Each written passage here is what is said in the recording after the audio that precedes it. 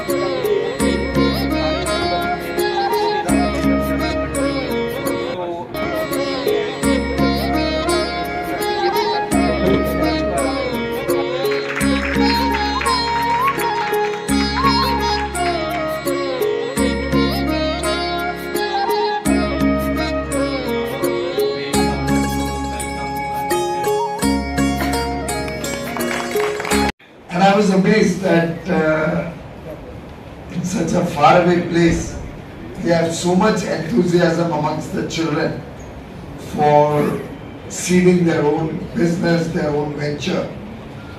And this time I thought it would be good to come to an actual incubation center, meet with the leaders who are helping our young startups and interact with some of you. And indeed I'm delighted that this center is currently supporting several startups. We have over 263 startups who are registered with the DPIIT, that's the industry ministry, from Varanasi alone. And when I look at UP, यहाँ से ज्ञान प्राप्त करने का और फिर मुंबई जाके एक करियर बनाने का, पर उस जमाने में एंटरप्रेन्योरशिप और शायद रिसर्च एंड डेवलपमेंट, इनोवेशन, इसके ऊपर इतना जोर नहीं रहता। एक साधारणता व्यक्ति पढ़ाई करता था, पढ़ाई के बाद नौकरी, अगर अपॉर्चुनिटी मिले तो फिर नौकरी के बाद कभी कोई बिजनेस की सोचता। बिजनेस वो लोग करते थे जो पढ़ाई नहीं करते, साधारणता। पढ़ लिखने के बाद नौकरी नहीं करना ये एक अजीब और गरीब स्थिति लगती है। लेकिन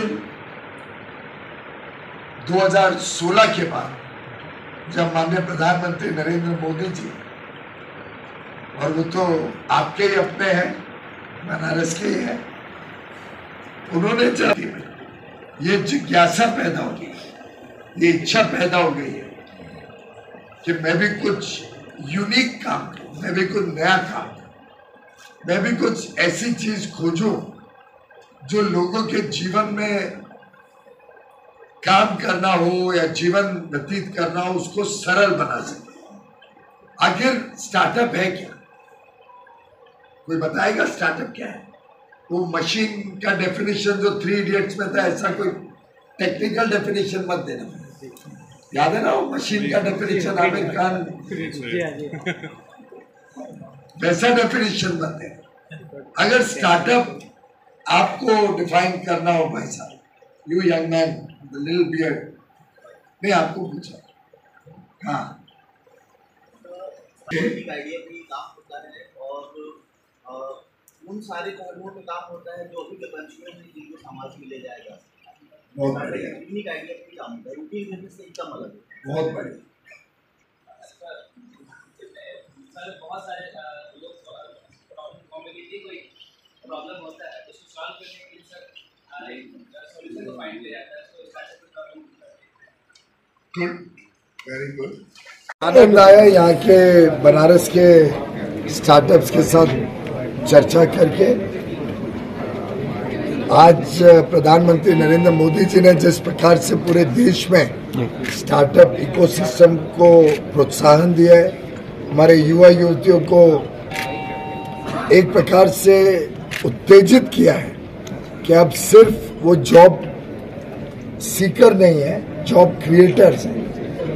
जिस प्रकार के आइडियाज, जिस प्रकार के विचार यहाँ पे देखने को मिले, अभी सुनने को मिले, जिस प्रकार से हमारे युवा युवतियों में रोजमर्रा की समस्याओं का निजात पाने के लिए नए नए समाधान खोज करने का इच्छा भी है, उसको कॉस्ट इफेक्टिव बनाना, सस्ता बनाना, अफोर्डेबल बनाना कि लोगों के जीवन में परिवर्तन आए, बिजनेस में, व्यापार में सरलता है। इस सबको लेके जो बनारस हिंदू यूनिवर्सिटी में इंक्यूबेशन सेंटर के माध्यम से और बाकी इस क्षेत्र में जो काम किया गया है, उसके लिए मैं सभी इस इंक्यूबेशन सेंटर और अटल इनोवेशन सेंटर के सभी हमारे प्रोफेसर्स और टीचर्स सबका हृदय से धन्यवाद करता हूं और बनारस हिंदू यूनिवर्सिटी को भी बधाई देता हूं कि आधुनिक चीजों के साथ जुड़ के आज बनारस हिंदू यूनिवर्सिटी देश की सेवा कर रही है। सर, आपने डाटा दिया था कि यूपी काफी कुछ स्टार्टअप में कर रहा है, जबकि अन्य देशों का भी आपने एक डाटा दिया, तो क्या यूपी में किस तरह से, जब से योगी सरकार बनी है, किस तरह देख रहे हैं? मैं हर वर्ष के आंकड़े भी देख रहा था। कहाँ पहले शुरुआत में तो 2 डिजिट में आंकड़े होते थे या 300-400 यूनिट हर वर्ष स्टार्टअप इंडिया में हमारे पास रजिस्टर होते थे। पिछले वर्ष 2000 से अधिक यूनिट एक ही वर्ष में, और इस वर्ष भी अभी तक 1500 से अधिक हो चुके हैं। अब तो 5 महीने बाकी है। इन आंकड़ों को देख के ध्यान आता है कि अब टियर 2, टियर 3 सिटीज, दूर दराके के इलाकों में भी ये जिज्ञासा पैदा हो गई है कि हम भी कुछ नई चीज करें, हम भी कुछ नए आइडिया के साथ जूझे, काम करें। एक तो पुलिस की नौकरी 3 वर्ष छोड़ के उन्होंने साइबर क्राइम के खिलाफ लड़ाई लड़ने के लिए टेक्नोलॉजी का सलूशन हमें अभी बताया। तो ये सब चीजें देख के बड़ा आनंद आता है। 7491 आज स्टार्टअप्स उत्तर प्रदेश में हमारे पास रजिस्टर्ड है केंद्र सरकार की स्टार्टअप इंडिया मिशन। अब अगले आजादी के 7500 स्टार्टअप यूपी में बहुत बड़े गर्व की बात। Thank you sir.